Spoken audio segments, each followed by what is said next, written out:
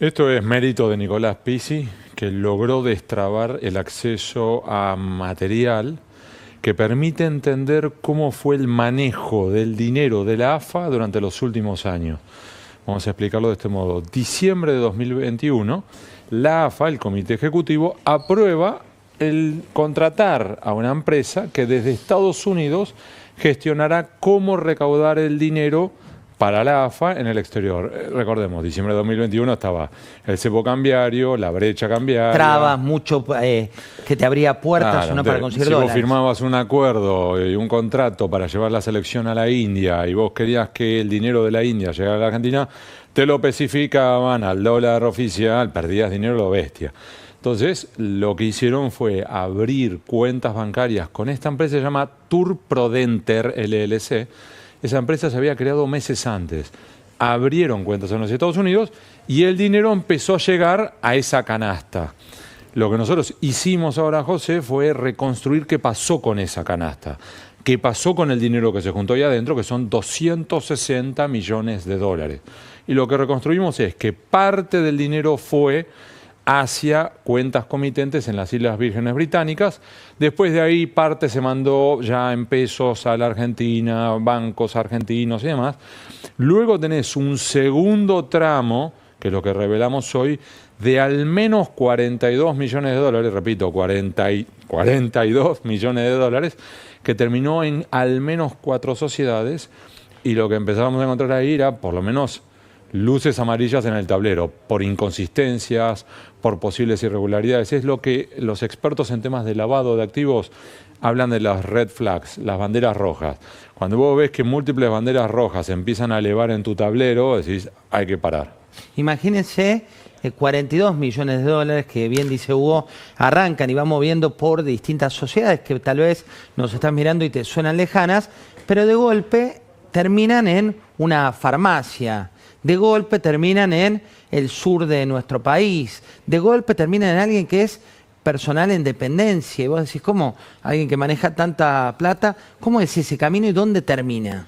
Lo que empezamos a detectar fue sobre un volumen, para que imaginen, 3.000 páginas de línea tras línea. Y es imposible analizar todo ese volumen. De lo que empezás a buscar son los patrones, ¿sí? Es como cuando uno ve... Como olas. Exactamente, la fluidez. Decís, ¿qué pasa que en este momento hubo tanto dinero que fluyó y ahora se calmó? Y ahora vuelve a fluir. ¿Y hacia dónde fluye? Y detectamos 4 sociedades. Se llaman Marmash, Velvel, Pasalt, Soagu, pero olvídense. Lo hay un importante dato de es... color, perdón, que Sí. es menor, pero que surgen de los nombres de pila también, Sí. ¿no? Porque parecen como mega sociedades y cuando vos cruzas los nombres de las personas, ustedes detectaron Por ejemplo, que son de Velp, Verónica López. Marmash es Mariela Marisa Schmalz. Mirá, ahí los tenemos. Claro, Ahí ahí tenés la ruta del entonces, dinero. este es el dinero que recibe la empresa que recauda fondos para la AFA. Esos 260 millones de dólares lo que hace es lo coloca en 4 bancos. Con ese dinero, como decíamos antes, manda parte a las Islas Vírgenes Británicas, la otra parte reparte, por ejemplo, en estas sociedades. Estas sociedades tienen algunas particularidades y algunas características en común. Primero, 3 de las 4 están constituidas en el mismo domicilio. Cuando averiguás sobre ese domicilio fantasma. Es un edificio de 2 plantas, estuvimos en Miami, no nosotros, mandamos a alguien, que a su vez detectó que son esas oficinas virtuales. Mira, mostrémosela a la gente porque Sí. las tenemos. Estas son las oficinas que son, como ellos muestran en su investigación, oficinas que alquilás por $50 la hora. Exacto. No, ahí está, mirá, te vas metiendo por ahí, ustedes vieron los carteles de las Exacto. oficinas y nada. No, es que incluso ves la cartelera, como si fuera, imagínate que estuviera ahí, tenés la cartelera, todo lo que sí está y no aparece ninguna de las 4. Entonces vos tenés, primero, que tienen en común un domicilio, que además fueron creadas por una empresa en particular, estas que constituyen sociedades, pero que es la misma que constituyó a las 4, pero que además lo que terminó ocurriendo es que ya estuvo bajo una investigación de The Washington Post, esta empresa creadora, y del Consorcio Internacional de Investigación que yo integro. Después, además, empezamos a detectar una dinámica que estaba centrado, José, en Bariloche.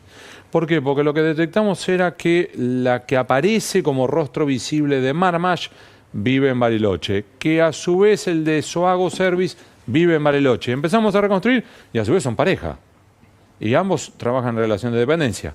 Y cuando vamos por las otras dos sociedades, Belp y Belpasalt, también detectamos que son por argentinos, él que también trabaja con Epicentro en Bariloche y que son pareja también.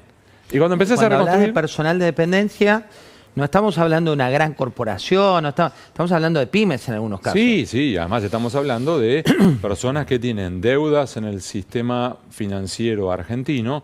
En el caso de uno de los señores, que es el que aparece detrás de Belpasalt, que además está quebrado, con declaración de quiebra, presunción de fraude y una erradicación de una denuncia penal por el propio juez de la quiebra, por sospecha de quiebra fraudulenta. Entonces, estas 4 personas que aparecen como los rostros de estas 4 sociedades, a su vez, varios de ellos tuvieron ejecuciones fiscales, tuvieron 2 de ellos accedieron a viviendas del Fonavi, uno de 2 dormitorios, el otro de 1. Y además, en definitiva, ¿qué tenés? Que, por ejemplo, hay una de las personas que trabaja en relación de dependencia en la farmacia. Que no hay problema con eso. Pero en definitiva, estás con problemas fiscales, que le debes al sistema financiero argentino, que tenés ejecuciones y multas, que trabajás en relación de dependencia y en teoría tenés 10 millones de dólares. No cierra. Hay algo que no, hay algo las que banderas cruje. rojas. Y a su vez, vamos a aclarar algo. Había en la redacción del diario, cuando estábamos en Bouillard, ahí al lado del Luna Park, un gran cartel que decía, siempre que vayas a escribir sobre alguien tenés que llamarlo antes. Tac, llamamos. En el caso de las personas que viven en Bariloche, cortaron 2 de ellos. Una, ¿qué necesita? Cuando le explicamos que queríamos, tac, nunca más nos contestaron, e incluso borró los mensajes. Y una de estas personas, la que había, ya teníamos los datos, que había sido declarada en quiebra, acepta hablar con nosotros, admite que era la persona de esta sociedad, pero a su vez dice, yo no soy el dueño. Y nosotros le preguntamos, entonces, ¿quién es el dueño? Prefiero no dar información. Y hasta ahí llegamos. Y ustedes van reflejando esa ida y vuelta de mensajes muy cortos, pero donde también hay cierta metida de pata, en el sentido que sí esto, no esto, y Correcto. esta sociedad en un momento de esa ida y vuelta les dice, ya no existe. Que ustedes cotejan esa declaración con la realidad y ¿qué les da? Y si existe, por un lado, la que él decía, la mía, la que yo aparezco, esa ya no existe más. Y en realidad lo que nosotros encontramos era la que él tiene, sí existe, y la de su pareja es la que se disolvió, pero a su vez, aún ya disuelta, siguió recibiendo fondos. Vuelvo al paso de atrás. Estamos hablando de la empresa contratada por la AFA para recaudar dinero alrededor del mundo. Venía algún empresario chino, quiero que la selección argentina venga a China. Ok, tenés que pagar, pero el dinero no me lo mandes a la Argentina, mandámelo a Estados Unidos. En Estados Unidos la agarraba esta empresa, y esta empresa a su vez lo que hacía era, parte del dinero lo mandaba a las Islas Vírgenes Británicas, parte del dinero lo mandaba a estas 4 sociedades, parte del dinero, es algo que vamos a contar mañana, y si llego a abrir la boca, mi jefe José del Río me mata, y después hay otro eje más de dinero que lo vamos a publicar el martes. Es decir, hay múltiples inconsistencias, que aclaremos algo, también hablamos o intentamos hablar con los representantes, los directivos de la AFA, el señor Claudio Chiquitapia, el señor Pablo Tobillino, no aceptaron responder. A su vez, hablando con gente de adentro de la AFA, lo que máximo te pueden decir es, esto era como mínimo ilusión.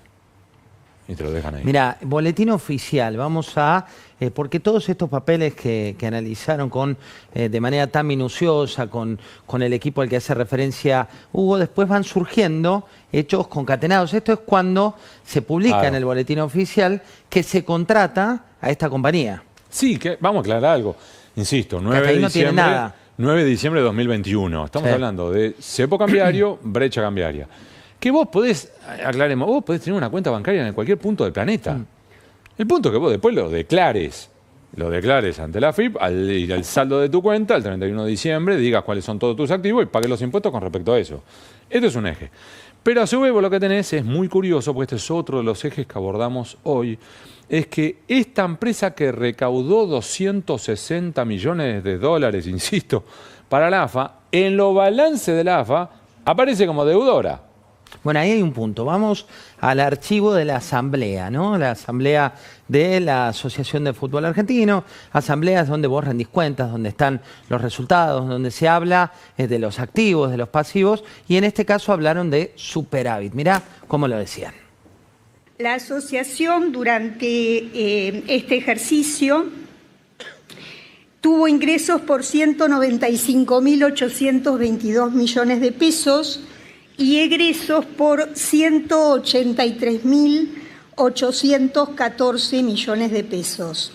Y vemos que la evolución de los ingresos y egresos se comportó de manera tal que llegó a un superávit de 12.007 millones de pesos, siendo ese superávit más de un 16% superior al del ejercicio anterior. Bueno, ahí tenés una parte que es cuando hablan de los ingresos, egresos, siempre que te hablamos de superávit, es que en definitiva la AFA tenía, según lo que veíamos ahí, mayor cantidad de ingresos que de egresos. ¿Qué otra vez, José? Acá vamos a ser muy cuidadosos, ¿no? El volumen de 260 millones de dólares hay que tener cautela porque hay parte de dinero que se gastó correctamente. Por ejemplo, si vos Vas a una gira, tenés viáticos, tenés un montón de a cosas. su vez tenés el cepo en la Argentina, no podés enviar, vos decís, mirá, el dinero me lo mandás a Estados Unidos y de Estados Unidos, mirá, que tenemos que ir al Mundial de Qatar, listo, sacá dinero de esa cuenta y con eso pagamos el vuelo charter de la selección, pagamos la comitiva, los alimentos, los premios, todo. Entonces, eso es normal. Acá lo que falta todavía, que nosotros no hemos pedido y no hemos accedido y no nos han querido dar, es la rendición final de Tour Prodenter LLC, que es esta empresa de Estados Unidos, para saber bien, al final, sobre esos 260 millones, ¿cuánto se gastó? ¿Cuál fue la comisión? ¿Cuánto es lo que se mandó a las Islas Vírgenes Británicas? Hasta ahora, lo que nosotros sabemos, 109.9. ¿Cuánto se desvió a estas sociedades? 42 millones, que hay que ver a su vez cuánto pueden explicar. Aclaremos un punto más. Sobre estas 4 sociedades no tienen ni empleados ni actividades declaradas en los Estados Unidos. Otra bandera roja que flamea. Y después vos tenés una serie de transferencias que vamos a estar publicando mañana y después tenés una serie de gastos que estaremos escribiendo pasado mañana. Bueno, hablando de esto, que hoy fue conversación en todo el país, con tendencias en todas las redes sociales, con la gente dedicándole muchísimo tiempo a la investigación, que es un poco el resultado de mucho trabajo en el detrás de escena, te llevo a otro capítulo de esa presentación, de esa asamblea de la AFA, donde esto es lo que decían. Mira.